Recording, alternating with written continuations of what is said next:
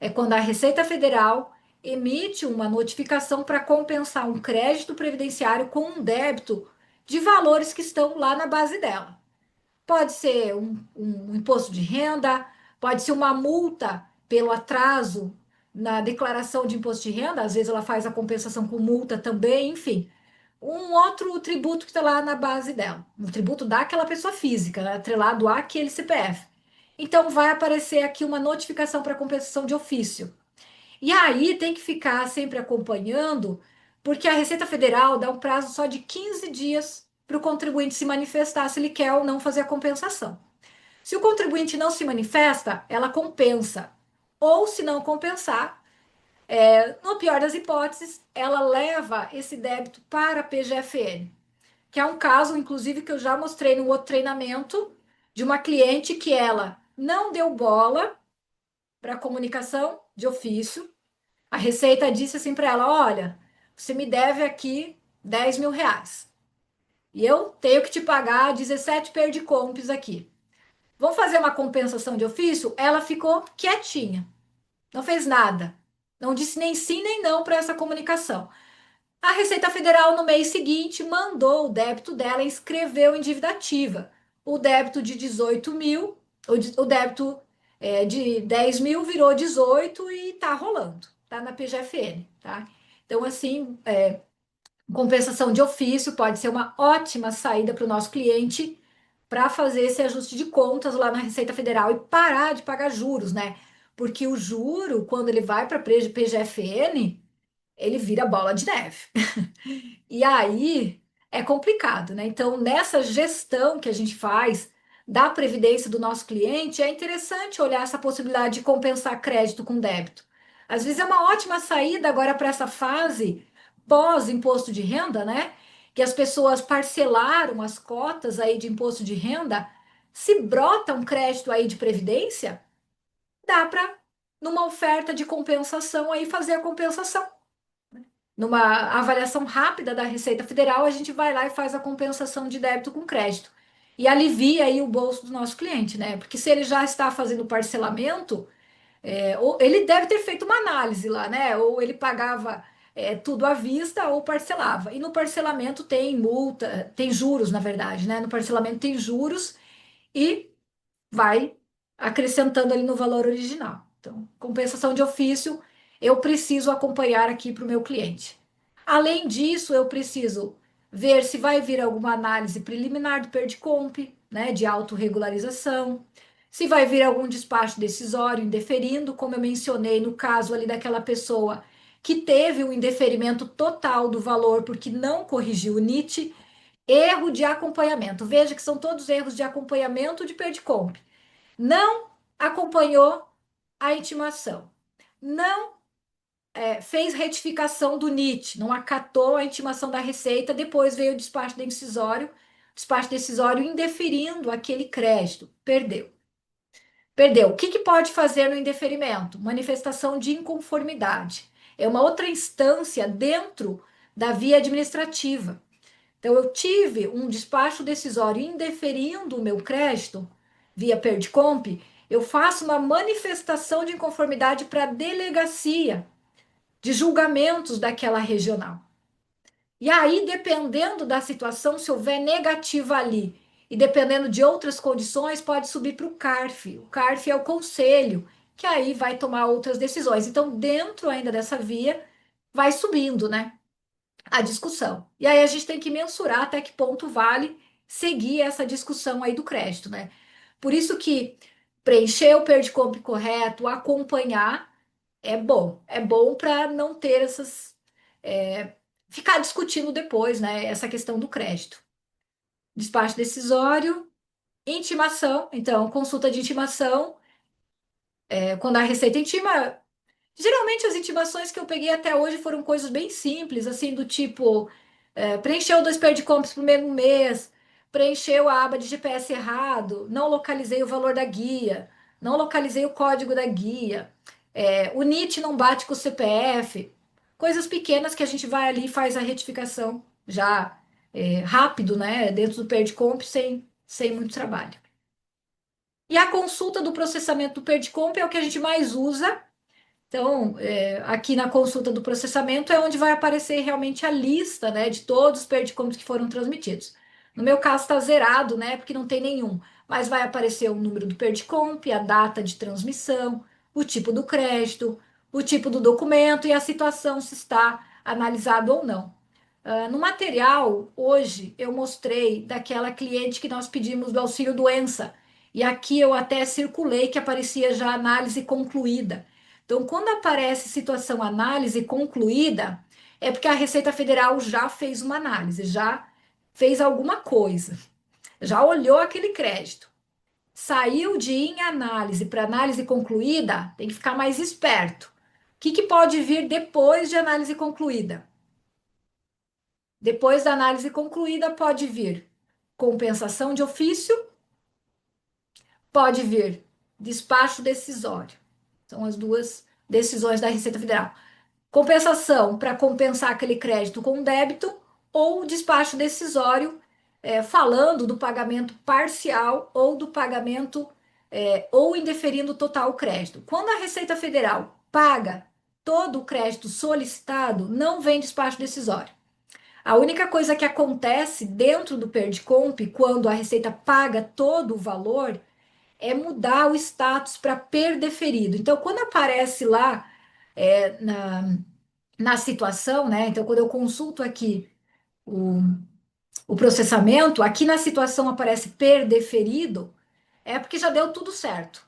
Se eu pedir R$ 100, a Receita pagou R$ 100 e o meu cliente já recebeu. Perdeferido. Aqui, tá? Se não, vem despacho decisório ou comunicação para compensação de ofício. E aqui na caixa postal, aqui não está aparecendo a minha caixa postal, mas tem a caixa aqui em cima, a gente pode pesquisar. Caixa postal.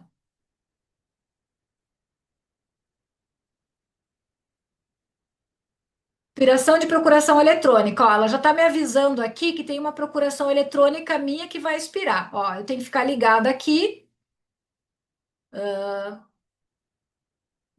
que vai expirar alguma coisa. Então, depois eu tenho que dar uma olhada aqui na minha caixa postal. Provavelmente é alguém que passou procuração eletrônica para mim. E aqui na minha caixa já está dizendo isso, ó. Tem que tomar cuidado aqui. Tem que dar olhar isso aqui depois. Quem que é a pessoa? Então, na caixa postal, vem essas notificações. Então, por exemplo, quando eu acesso o ECAC do meu cliente, se tiver um aviso de pagamento, já vai aparecer uma mensagem: acesse a caixa postal. Tiver qualquer comunicação ali que seja urgente, vai aparecer aquela telinha ali no ECAC, aí eu clico lá, vai vir aviso de pagamento, intimação, comunicação para compensação de ofício e assim por diante. Vai estar tudo dentro da caixa postal. Além do meu cliente receber lá o AR na casa dele, né? Quando que o meu cliente não recebe o AR na casa dele? Quando ele fez essa opção de DTE, opção de domicílio tributário eletrônico. Então, quando ele faz essa opção aqui, toda a notificação, todo o ok de recebimento, ele é feito aqui dentro do ECAC. Aí a Receita Federal não manda AR para o cliente. A contagem dos prazos, ela vai ser considerada da notificação interna aqui no ECAC. Então, quando o cliente faz essa opção aqui. Se não, ele vai receber tudo na casa dele, né?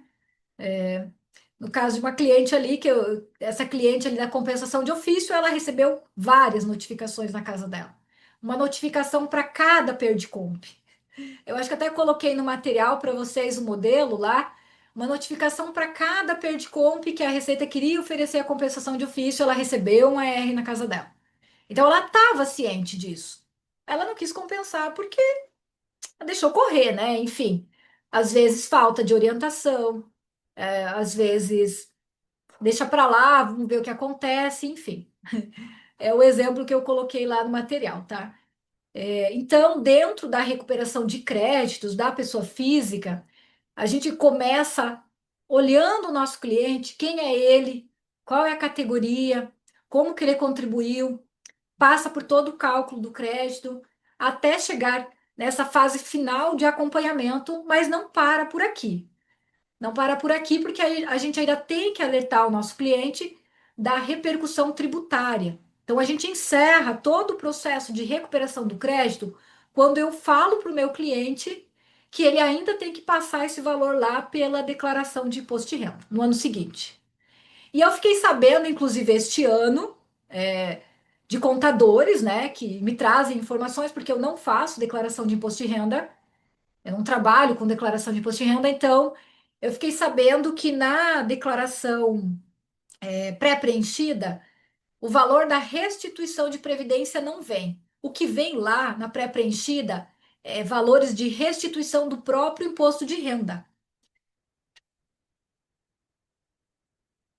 Então, a pessoa física que recebeu naquele ano calendário restituição de previdência, ela vai ter que informar para o seu contador no ano seguinte, para que ele provavelmente inclua manualmente lá na declaração esse valor para que seja tributado dentro da tabela de rendimentos recebidos acumuladamente, né? Que é uma outra tabela de contribuição.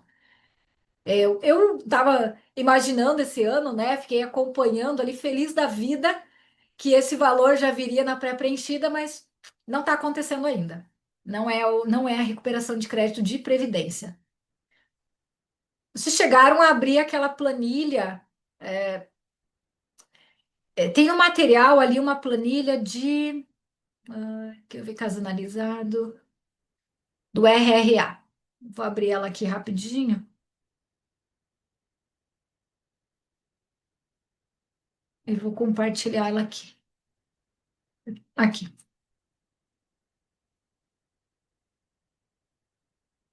Opa, não, estou compartilhando outra coisa. RRA.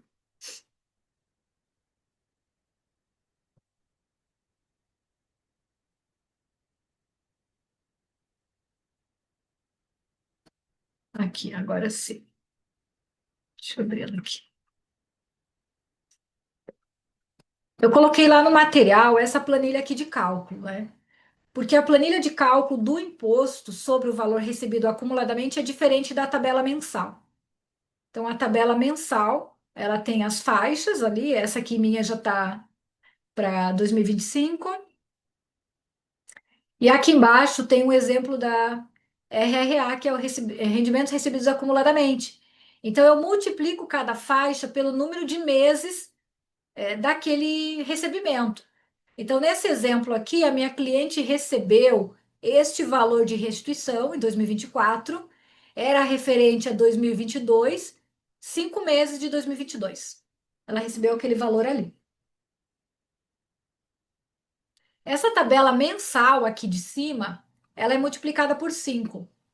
Então, eu multiplico ela por 5 e nesse caso aqui ela recebeu R$ 5.000, então ela ficou isenta, deu zero de imposto de renda. Ela informa da declaração de ajuste, mas não tem imposto de renda para ser pago.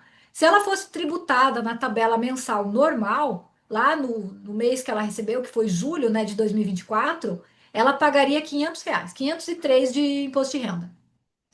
Mas como o valor ele é distribuído em 5 meses, porque é de ano calendário anterior, então a legislação ela deu uma suavizada aí, desde 2015, se eu não me engano, teve uma alteração na legislação, então ela ficou aqui isenta. Dependendo do valor, vai ficando isento. Por exemplo, se eu colocar R$ 15.000 aqui, para 5 meses, só aumentei o valor da restituição, mantive os 5 meses, o mesmo mês de recebimento, a mesma referência, ó, já deu um pouco de imposto de renda. Eu coloquei aqui um link para vocês que é da Receita Federal. Nesse link aqui dá para a gente fazer testes lá. Dá para fazer testes. Eu coloquei também no material o próprio teste que eu fiz lá, dizendo que dava zero. No caso aqui do exemplo anterior, né, de R$ 5.000, dava zero pela distribuição. Então, o imposto de renda é a última fase, assim. Deu tudo certo, a Receita Federal devolveu para o meu cliente, já recebeu, já pagou meus honorários, encerrou o caso. Eu só preciso informar ele para que ele não esqueça da tributação. Eu coloquei, inclusive, no material de vocês uma solução de consulta da Receita Federal que fala, né, que tem que ser oferecida a tributação. Não está claro na legislação isso, está numa solução de consulta e está no perguntas e respostas da Receita Federal. que tem essa informação de que tem que ser oferecido para tributação. E em que casos tem que ser oferecido para tributação? Nos casos em que eu estou recuperando o valor de previdência que lá atrás eu usei na dedução da base de cálculo do imposto de renda. Se eu estou recuperando um valor que foi indenizatório e que lá atrás eu não usei para dedução de imposto de renda, então não tem por que tributar agora. Então, são algumas análises que a gente faz. Via de regra, a gente sempre recupera crédito de previdência que em algum momento lá atrás ele provavelmente deduziu da base de cálculo de imposto, né? Foi uma previdência de uma remuneração de emprego, foi uma previdência de uma remuneração do meu trabalho, né? De contribuinte individual. Então, foi uma previdência de um rendimento que era tributável. Então, é muito provável que aquela previdência eu usei como dedução. Deixa eu pensar aqui numa hipótese que não teria repercussão de tributação. Deixa eu pensar aqui. Facultativo. Facultativo. Recolheu em duplicidade duas guias. Ele recolheu em duplicidade duas guias, ele está buscando a recuperação de uma delas. Aquele valor de previdência que ele recolheu em duplicidade, se ele não usou lá atrás na declaração de imposto de renda como dedutível, agora ele não vai precisar oferecer a tributação. Por isso que essa checagem de se usou ou não como dedução no ano calendário tem que ser vista realmente com o contador, porque o contador ele vai ter o histórico, né? Do que ele usou de dedução no outro ano, no ano calendário anterior, naquele ano a que se refere o crédito. Às vezes a gente não tem todas essas informações, por isso que fica na mão de quem faz a declaração de imposto de renda para fazer essa leitura, se vai oferecer para tributação ou não, tá? Então, esse é o encerramento assim do curso, né, de recuperação de créditos. A gente encerra com esses detalhes, né, da repercussão tributária. Falei da compensação, falei da compensação de ofício, falamos de alguns tipos, né, de créditos, de alguns tipos de segurados, das particularidades, do preenchimento do PERDICOMP. Então, eu acho que eu venci o conteúdo desde o início, né? A gente falou das contribuições e encerramos aí com a parte da tributação. Dentro desse projeto, né, de treinamento, esse é o, esse é o conteúdo todo, digamos assim. Fico aqui à disposição se vocês tiverem alguma pergunta, de alguma etapa ali do Perdicomp, de alguma situação específica por categoria de segurado que vocês não tenham entendido durante a aula. Tá ótimo. Agora fechou o entendimento. Fechou? Foi. Tava aguardando há 2 meses aí o treinamento, mas foi excelente. Acho que é isso mesmo. E Parabéns. assim, ó, é assim, hotel, fique à vontade, tá? Vocês vão ter o material ali. O Felipe já está com todos os e-mails de vocês, eu passei para eles, porque tem o bônus, né, de utilização do Calculei, uma mensalidade. Quem já assina pode negociar com ele esse bônus, negociar direto com o Uhum. Felipe, né? Porque eu sei que tem pessoas que já assinam o Calculei.